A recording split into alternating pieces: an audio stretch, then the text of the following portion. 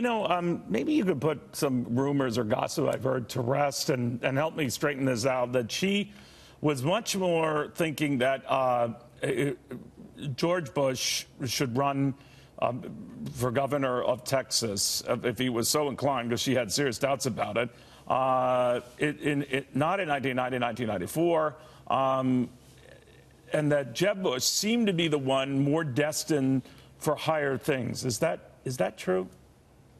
Well, she loved both. She loved all her children. I don't mean it for otherwise. Yeah, but but no, I understand what you're saying. It so happened that the cards fell a little bit differently. Jeb was supposed to win in Florida, and George W. Bush was probably going to lose in Texas. It turned out the other way around.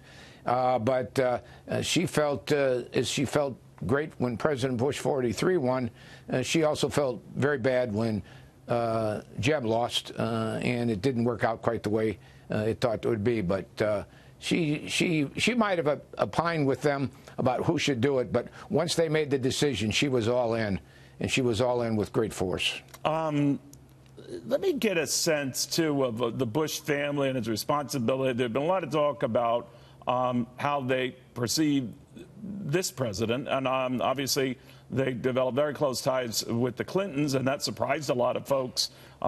George Bush would joke about it, the son, saying that Bill Clinton had become another brother, another family member. They grew so close.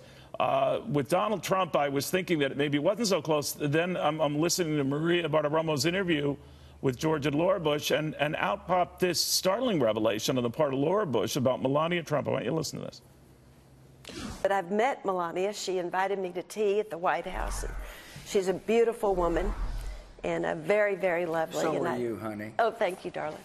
And I think I think she will do really very well. That almost warranted a Fox alert when I heard that. I thought that there was such bad blood between the two. Or maybe it passes once, a new president comes in. And certainly I know First Ladies, it's a little different to share their common experiences and concerns, raising children in the White House, et cetera.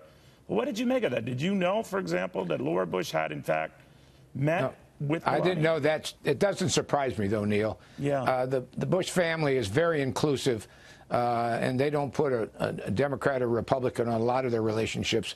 They put friendship on those relationships. And I think President Clinton, when he got to know President George Herbert Walker Bush, kind of looked at him as a father figure. I did, too. You kind of looked at Mrs. Bush as a mother figure, and so they really bring everybody into their house, hug everybody. It doesn't matter where you're from, who you are. Their friendship with everybody across all spectrums is incredible, and I think that's the outpouring you see. So it doesn't surprise me at all. Obviously, it was a tough loss for Jeb Bush early on in the primary, but I think they like to look forward. They think God intended this to be inclusive, and they were inclusive. Obviously, you're still very close to the Bush family, and Bush Sr. more to the point. And a lot of folks worry about him now with Barbara gone, and he's had his own health issues. What do you think?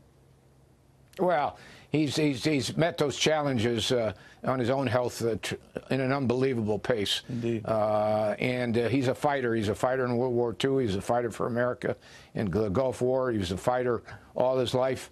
This will be a tremendous loss, and he'll process it. But they both were fighters, and they both took on some significant health issues with great fortitude and great strength, and I think they both, everybody in America recognizes that. And it's really in this time, Neil, of all this turmoil and this polarization, that we can take time to honor the both of them is really very special, and I think we should take that moment. I think you're exactly right, and it's a brilliant insight here, because no matter their success and wealth and fame, how they've handled adversity, health adversity, speaks even more of them. Sam Skinner, thank you very, very much. Thank you, Barrett. I appreciate it. Thank you, Neil. Thanks for the opportunity to talk about them.